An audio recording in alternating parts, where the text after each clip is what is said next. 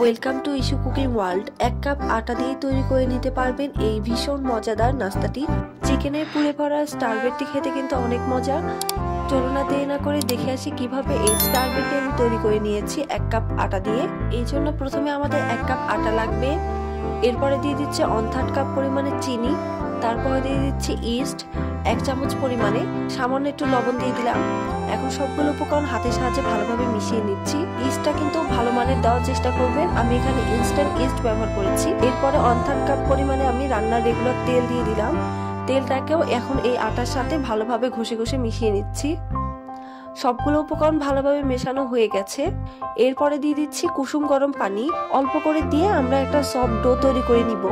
যেহেতু পানিটা গরম আছে এজন্য স্প্যাচুলার সাহায্যে আমি ভালোভাবে আটাটাকে মিশিয়ে নিচ্ছি। ডোটাকে মথে নেওয়ার জন্য আমি হাতে সামান্য একটু তেল নিয়ে নিলাম, নিয়ে আমি ডোটাকে ভালোভাবে মথে নিচ্ছি। 3 থেকে 4 মিনিট আমি এই ডোটাকে ভালোভাবে মথে নিব। নিয়ে সফট একটা ডো তৈরি করে এটাকে আমি ঢাকনা দিয়ে রেস্টে রেখে দিচ্ছি 1 ঘন্টার জন্য।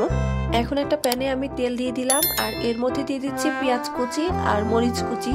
এখন এই উপকরণটাকে তেলের সাথে ভালোভাবে মিশিয়ে নেড়ে নিচ্ছি। এরপরে আমি চিকেন দিয়ে দিব। আমি 1 কাপ পরিমাণে চিকেন দিয়ে দিচ্ছি। চিকেনটা দিয়ে দিলাম, দিয়ে এটাকে একটা সাইডে ভালোভাবে নেড়ে নিচ্ছি। এর মধ্যে দিয়ে দিলাম 1/2 চামচ পরিমাণে রসুন বাটা, 1/2 চামচ পরিমাণে আদা বাটা, জিরার গুঁড়া দিয়ে দিলাম 1/2 চামচ পরিমাণে, আর সামান্য একটু গরম মশলা দিয়ে দিলাম। দিয়ে এখন এই মশলাটাকে মাংসের সাথে ভালোভাবে মিশিয়ে নিচ্ছি, সাথে পেঁয়াজটাকেও এখন ভালোভাবে মিশিয়ে নিচ্ছি। নেড়ে চেড়ে ভেজে নিচ্ছি। 1/2 চামচ পরিমাণে গোলমরিচ দিয়ে দিলাম, 1/2 চামচ পরিমাণে লাল মরিচ দিয়ে দিলাম, স্বাদ মতো লবণ দিয়ে দিলাম। সবগুলো উপকরণ ভালোভাবে মিশিয়ে নিচ্ছি। 3 থেকে 4 মিনিট ভালোভাবে এই মশলাটাকে কষিয়ে নিচ্ছি। 2 চামচ পরিমাণে কর্নফ্লাওয়ার দিয়ে সামান্য একটু পানি দিয়ে এই পানিটাকে আমি মাংসের মধ্যে দিয়ে দিলাম, দিয়ে নেড়ে চেড়ে নিচ্ছি। এখন এই পানির মধ্যে মাংসটা ভালোভাবে সিদ্ধ হয়ে যাবে। 1 চামচ পরিমাণে দিয়ে দিলাম টমেটো সস আর 1 চামচ পরিমাণে সয়া সস দিয়ে দিলাম, দিয়ে উপকরণটাকে ভালোভাবে নেড়ে চেড়ে নিচ্ছি। 4 থেকে 5 মিনিট ভালোভাবে নেড়ে চেড়ে নিলেই কিন্তু ঠিক এরকম একটা পুর তৈরি হয়ে যাবে। চুলা জালটা বন্ধ করে এই পুরটাকে একটা সাইডে রেখে দিচ্ছি। যে পাত্রে বেক করে নিব সে পাত্রে কিছুটা তেল অ্যাপ্লাই করে দিলাম, দিয়ে এর উপরে কাগজ দিয়ে দিচ্ছি। তার উপরেও কিছুটা তেল অ্যাপ্লাই করে দিয়ে এটা রেডি হয়ে গেছে, এটাকে সাইডে রেখে দিলাম। ফিরে আসছি 1 ঘন্টা পর। দেখতেই পাচ্ছেন ডোটা কিন্তু ফুলে ডাবল হয়ে গেছে। হাতে সামান্য তেল অ্যাপ্লাই করে চেপে চেপে ডোয়ের মধ্যে যে বাতাসটা রয়েছে এটাকে বের করে দিচ্ছি। দিয়ে ডোটাকে ভালোভাবে মথে নিলাম, নিয়ে ঠিক এভাবে আমি হাতের সাহায্যে গোল শেপ দিয়ে নিব, তাহলে কিন্তু ডোটা অনেকটাই সফট হয়ে যাবে। এখন এই ডোটাকে আমি 2টা ভাগে ভাগ করে নিচ্ছি। নিয়ে একটা ভাগকে আমি প্রথমে হাত দিয়ে বেলে নিব, আর এই একটাকে আলাদা করে ঢাকনা দিয়ে ঢেকে রেখে দিলাম। যে কাগজটাতে তেল অ্যাপ্লাই করে নিয়েছিলাম সেই কাগজটার মধ্যে এভাবে আমি রুটিটাকে বসিয়ে দিচ্ছি, দিয়ে হাত দিয়ে চেপে চেপে আমি গোল শেপটা করে নিচ্ছি। এখন আমি চিকেনের যে পুরটা রেডি করেছিলাম এই পুরটাকে দিয়ে দিলাম, দিয়ে ভালোভাবে চামচের সাহায্যে ছড়িয়ে দিচ্ছি। এখন আমি আরেকটা ডো হাত দিয়ে চেপে চেপে ঠিক এভাবে আমি গোল শেপ করে নিচ্ছি। এই তো আমার গোল হয়ে গেছে। এখন এটাকে ঠিক এভাবে আমি বসিয়ে দিব। এই রুটিটা কিন্তু এরকমই একটু পরে ছোট হয়ে যায়, এজন্য এটাকে টেনে টেনে জাস্ট জয়েন করে দিতে হবে। চারপাশটা আমি ভালোভাবে সিল করে দিচ্ছি যাতে পুরটা বের হয়ে না যায়। মাঝখানে একটা চাপ দিয়ে এটাকে গোল শেপ করে নিলাম।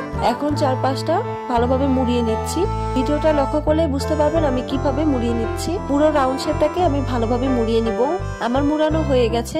এখন এটাকে একটা ছুরির সাহায্যে 16টি ভাগে ভাগ করে নিব। প্রথমে 4 ভাগে ভাগ করে নিয়ে এরপরে আরো মাঝখানে 4টা ভাগে ভাগ করে নিব। টোটাল আমি 16টি ভাগে এভাবে সুন্দর করে ভাগ করে নিচ্ছি, তাহলে কিন্তু এই ব্রেডটা দেখতে আরো বেশি সুন্দর লাগবে।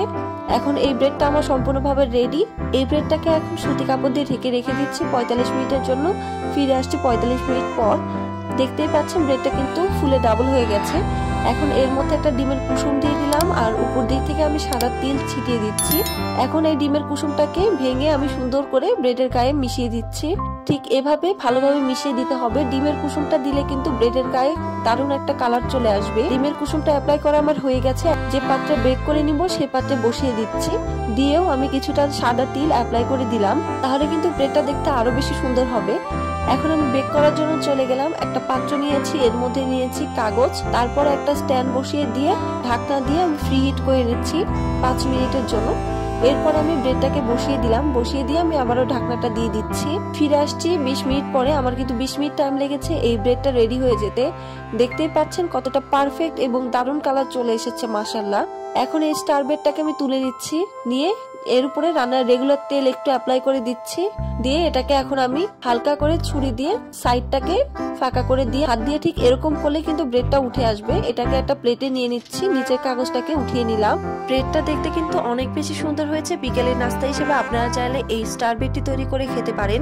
এই স্টার ব্রেডটিকে এখন আমি কেটে দেখিয়ে দিচ্ছি কতটা সুন্দর হয়েছে। স্টার ব্রেডের ভিতরে যে চিকেনের পুরটা দেওয়া হয়েছে এটার জন্য কিন্তু এই স্টার ব্রেডটা খেতে আরো বেশি মজা হয়েছিল। যারা আমার চ্যানেলে নতুন অবশ্যই চ্যানেলটি সাবস্ক্রাইব করে দিবেন, পাশে থাকা বেল বাটনটি অন করে দিবেন ভিডিওর আপডেট পেতে। আর যারা অলরেডি সাবস্ক্রাইব করেছেন সকলকে অসংখ্য ধন্যবাদ। আর ধন্যবাদ সবাইকে যারা এত সুন্দর সুন্দর কমেন্ট করছেন, এভাবে আমার পাশে আছেন।